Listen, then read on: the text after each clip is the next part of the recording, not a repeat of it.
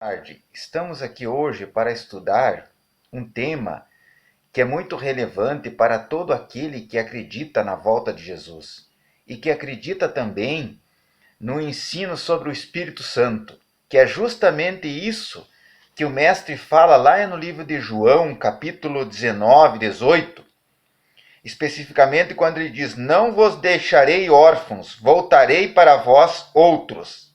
Ainda por um pouco o mundo não me verá mais, vós, porém, me vereis, porque eu vivo também, vós também vivereis. Naquele dia vós conhecereis que estou em meu Pai, vós em mim e eu em vós.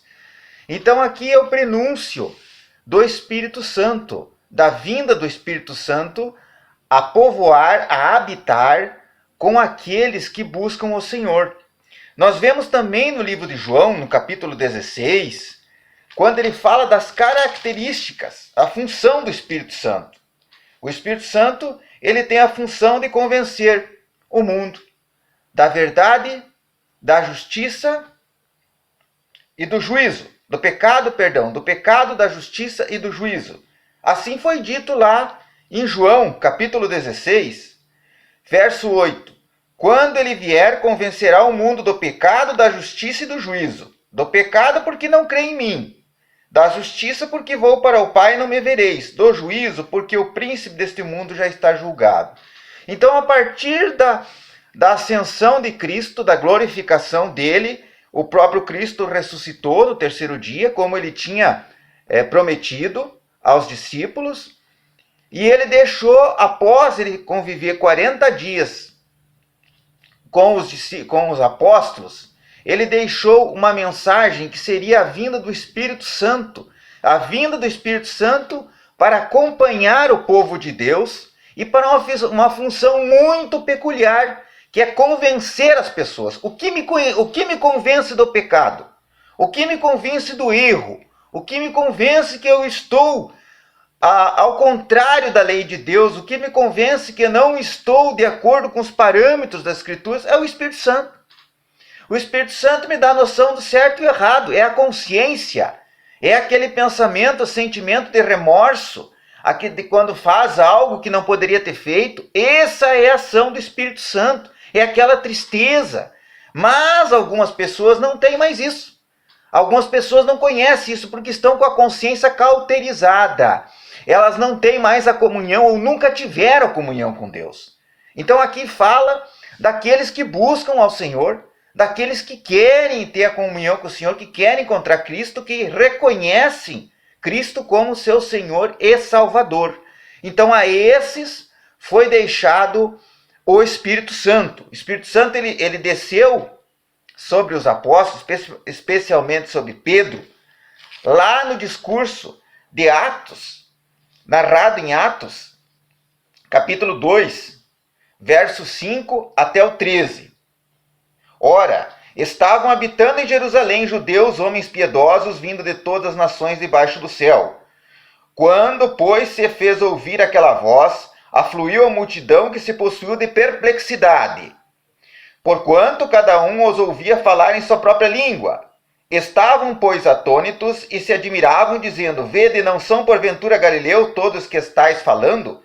E como os ouvimos falar, cada um em nossa própria língua? Somos partos, medos, elamitas e os naturais da Mesopotâmia, Judéia, Capadócia, Ponto e Ásia, da Frígia, Panflígia, Egito e das regiões da Líbia, nas imediações de Cirene, e romanos que estamos aqui residem.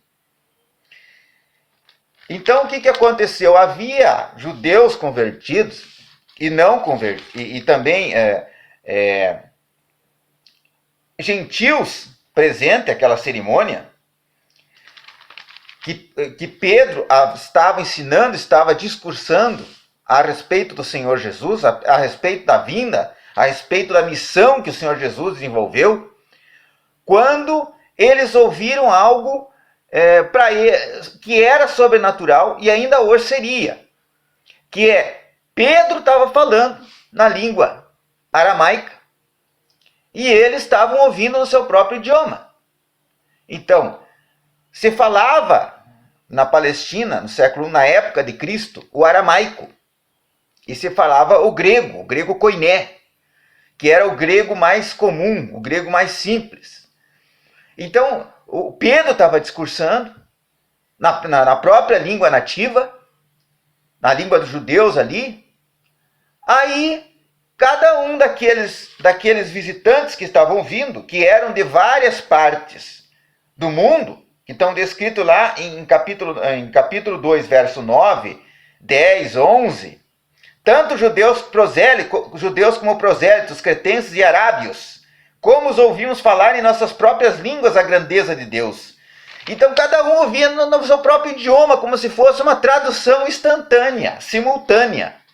Pedro falava no idioma dele, no idioma nativo dos judeus, no idioma da Palestina do século I. E cada um ouvia, cada um que fazia parte de várias regiões distintas, com vários idiomas, com várias línguas diversificadas, cada um ouvia na sua própria língua. Como é que pode alguém falar um idioma e o outro entender, ouvir no seu idioma matriz, idioma nativo? Era o que estava ocorrendo. Então foi ali que houve a manifestação do Espírito Santo de Deus. Então o Espírito Santo ele passou de maneira explícita à multidão a se revelar. E isso Pedro reconheceu. Pedro reconheceu isso. Quando ele citou o profeta Joel: e acontecerá nos últimos dias, diz o Senhor, que derramarei do meu Espírito sobre toda a carne. Vossos filhos, vossas filhas profetizarão, vossos jovens terão visões e sonharão vossos velhos. Então, até Pedro achou que já estava nos últimos dias, estava no fim, porque estava ocorrendo um fenômeno sobrenatural. Ele falava no idioma dele e os outros ouviam na sua própria língua. Havia uma tradução ali para que todos pudessem compreender o ensino de Pedro, o discurso de Pedro. Então o Espírito Santo já estava atuando na conversão, já na manutenção, digamos, no engrandecimento daqueles que estavam buscando a Deus, que já eram convertidos, e na conversão daqueles que ainda precisavam ouvir a palavra, se arrepender dos pecados, que precisavam conhecer a justiça de Deus. Então o Espírito Santo também estava atuando em relação a Deus, no seu próprio idioma. Ali veio o chamado Consolador. Então quando o próprio Cristo, que é Deus encarnado, disse que ele ia enviar o Consolador, e o Consolador ia convencer, tem a função lá no 16, verso 8, quando ele vier, convencerá o mundo do pecado, da justiça e do juízo. Do pecado, porque não crê em mim. Da justiça, porque vou para o Pai e não me verei mais. E do juízo, porque o príncipe já está julgado. Então ele vai convencer a nossa consciência. Quem é o Espírito Santo é a consciência. É aquele sentimento de que tal conduta é correta, tal conduta é errada. É o remorso, é o ressentimento. É a tristeza de fazer algo que não deveria ter feito. Algo que atenta contra a lei, contra a lei de Deus, contra os bons costumes, contra aqueles ensinamentos de Deus, da moral.